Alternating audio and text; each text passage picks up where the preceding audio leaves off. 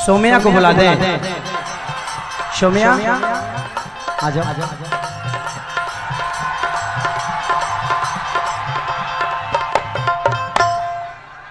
आपकी दीवानगी नेपाल में बहुत है, मैं जानता हूं।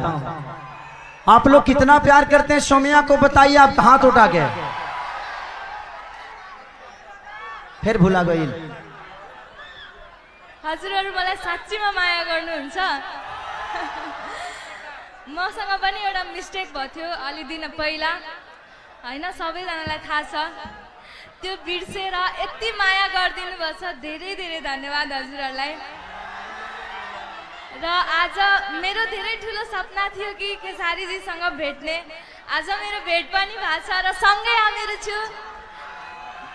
जुन हजुरहरुको आशीर्वादले आज यहाँ छु र यसरी माया दिइराख्नु होला मलाई। म पनि आने वाला दिन में खेसारी जी के साथ हम भी आए के चाहता नहीं, और अपने लोग इनके सपोर्ट माया आशीर्वाद रही तो जरूर आए।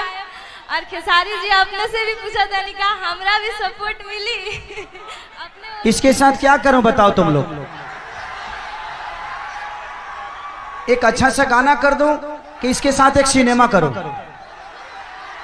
सिनेमा, चलो मैं वादा करके जाता हूं कि 5 से 6 महीने में ये मेरी हीरोइन होगी। मेरे लिए नेपाल मेरा अपना है और मेरे लिए दीवानगी बहुत लोगों की है। इस लड़की ने शादीशुदा होने के बावजूद भी पूरी तस्वीर के साथ पूरे जीवन के लिए मेरे को अपने हाथों में रख लिया। ये दीवानगी बहुत कम ऐसे लोगों में होती है। और थैंक यू सो मच सोमिया। सोमिया ना खेसारी जी, हम 8 साल के रहनी तब से अपने के फैन बानी। आज 21 साल के बानी, आज आके अपने से मिलल बानी। और हमरा ये विश्वास अभी तक ले नहीं किया कि हम खेसारी जी के साथ स्टेज पर बानी। ये पिछली वाली शो में भी आई थी लेकिन मैं मिल नहीं पाया था। लेकिन परसों 2-3 दिन पहले किसी ने मुझे वीडियो भेजा इनका और बोला कि भैया देखिए ये दीवानगी कोई सोमिया नाम की नेपाल की लड़की है और वो आपसे बहुत प्यार करती है, भगवान की तरह आपको मानती है। बेटा मैं भगवान नहीं, आपका दोस्त हूँ और हमेशा आपके साथ रहूंगा। ये मैं वादा करके जाता हूँ कि तुम्हारे जब भी जरूरत कभी भी मेरी पड़े तो नी धड़क तुम कॉल करना और खेसारी के पास आ जाना। भैया आपका दिल इतना अच्छा है ना, इसलिए हम आपके फैन हैं। कोई किसी का टैटू, वो भी शादीशुदा लड़की, इतना बड़ा नहीं बना सकती। एक खेसारी जी है जो हम बनाए, वो भी वो ऐसे इस लायक के है, इसलिए। Thank you Somiya. अच्छा इसी के साथ कर दूं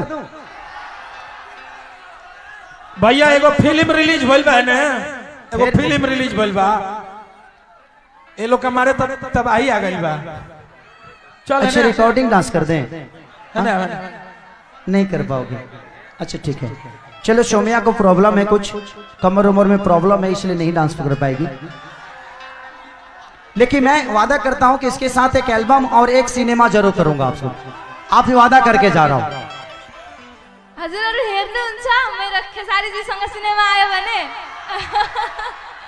चलो जाओ बैठो कि आइले होली ये बोला।